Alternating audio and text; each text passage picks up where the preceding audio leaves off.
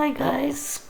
So today I just want to talk a little bit about what's probably been the worst experience of my entire life, which is my stomach and gut problems. So this started when I was 16.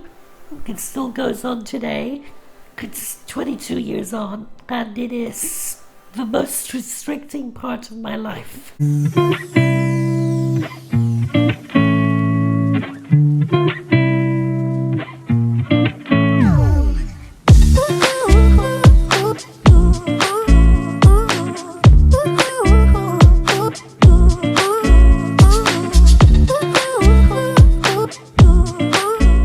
Unfortunately, my mobility or lack of mobility and my breathing problems never actually was really as restricting or limiting as my stomach problems ended up being in my life. Starting back from the beginning. So when I was 16, the summer of 16, it was May, June, literally a month or 2 months before my GCSE started. I ended up the first night in hospital in A&E around 2, 3 in the morning. So basically, I went into bed that night. We had dinner with my family and started to feel suddenly, after a couple of hours, really bloated to the point where I felt like I couldn't breathe. And I called my mom, and she came down in the middle of the night. Poor woman was half asleep. She came down and she touched my stomach, and she was so shocked to see how expanded it had become. My stomach had become suddenly as if I was a 6 or 7 month pregnant woman. It had expanded that much from just being bloated, and I was feeling like I couldn't breathe. Because the more the stomach gets bloated, it pushes up towards my lungs. My lungs push up towards my heart, and my heart starts racing, which is quite dangerous because I'm easily at risk of having a heart attack.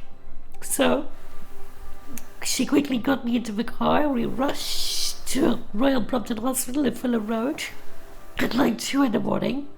Takes almost an hour to get there from where I live. And they saw me very quickly. All of my sats had dropped, and I was in a really dangerous way. And they touched the stomach to see what was going on, how extended it had gotten. And so they quickly got what's called a nasal gastric tube, basically an NG tube, where they insert it up my nose. I have to swallow it down my throat, which is just something terrible because you have to keep swallowing this artificial tube so it slides down the throat into the stomach, and then they start pumping the stomach with a syringe to get rid of all the air that's making me so bloated to relieve the pressure on the heart and the lungs. So this is obviously a really traumatic procedure. It's not something easy to go through, especially when you're 16 and especially when you feel like you can't actually breathe. To have something forced down your nose and then have to know that you have to swallow it for it to pass down so you can finally start breathing normally. It's a really horrendous procedure. Anyway, unfortunately that's where it started, and it just kept happening. So between April or May that year till the end of August that year, I ended up at Brompton in the middle of the night 12 times, and they had to do that procedure 12 times around 1, 2 in the morning. Now let's not forget, this is the most important summer of my entire life because I've got the GCSEs to complete. My college experience is completely down to what results I get in GCSEs. And let's face it, I wasn't the book type. I just started studying 6 months prior to GCSE. So this was a very difficult and traumatic time for me. I was just a kid, really. But of course, my fighting spirit, as always, didn't stop me from doing what I thought I should be doing, just continuing with my studies. So every time they would pass a nasal gastric tube down my nose and down my throat in hospital, they would keep the tube in my throat and my stomach for anything between 3 to 7 days after that, to make sure the stomach is completely empty before we end up removing the tube again. And it's just really something horrible. You feel like you're choking constantly with the tube sitting at the back of your throat. You can't even drink. It feels horrible to drink, and you definitely can't swallow any food or solids. So it is quite a difficult time. And as I said, every time we were spending 3 to 7 days in hospital, over the 12 times I ended up going. So I was calling my dad, who was at home taking care of my baby sister, and my mom was mainly with me at the hospital, and she was spending nights in the hospital. She was sleeping on a chair next to my bed, which she always has my whole life whenever I end up in hospital. They don't even give a poor woman a bed or a cot or a proper sofa to sit on. She's just always in a normal chair. But that's my mom. Completely selfless and one of the most caring women ever.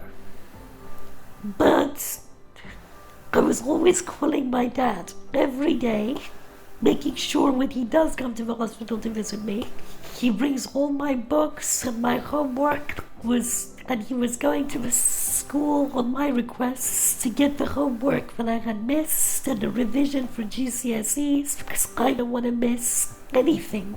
I wanted to make sure I was up to date with all my studies, even on the nights when we would end up in A&E at the Brompton at 1, 2 in the morning.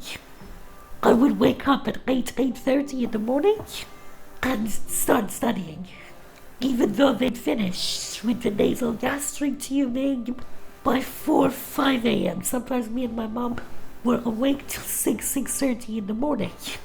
But still, I was always waking up at 8:30, open the books in hospital and start reading till later that day. I would just go on for hours. Once something gets in my head, if I start it, if I make a commitment, if I make an obligation for myself to do something, I'm gonna do it. It makes no difference whether I'm sick, whether my disability is trying to stop me, whether my health is trying to stop me, or mental health. I'm not gonna give up on when I start. Once I decide, I'm gonna commit to it all the way. And I feel like this is something we should all be doing, as we should never let whatever situation or whatever restraint we're in stop us from reaching our goal or what we really want to achieve at the end of the day. If every time we allow something in our body or in our life to stop us doing what we think we're here to do, then we're never going to get to where we want to get, or we're never going to achieve what we truly want to achieve. And that's not fair on us. We've only got this life, and we have to make the most out of it. We'll have a legacy. We're all here to fulfill a legacy. For some people, their legacy is their kids, having kids, which is great, or their kids might turn around and change the face of society with a new invention or a cure for unbeatable disease. But for other people, our legacy might just be the people we touched, or how we change society, or how we inspired people, which ends up changing society, or creating something that didn't exist, or just giving a lot of love and hope to friends and family around us. But at the end of the day, we all have a legacy to achieve. I always thought my legacy was to try and inspire people, and I hope that is what I end up doing with creating these videos. But my whole life's ambition is to help people with their own lives, their own problems, and hopefully that will lead to bigger and greater changes in society. Now, in terms of my stomach problems, unfortunately it didn't just stop at the end of August. after 12 times and being rushed into hospital. That goes on to many, many other videos, including up to the present day, but I'll go more into those in future videos. Okay guys, thanks for watching today. Please do like, share and subscribe to my channel. Hi guys, hope you've enjoyed watching my YouTube channel. Please do like, comment, share and subscribe. Thank you for watching.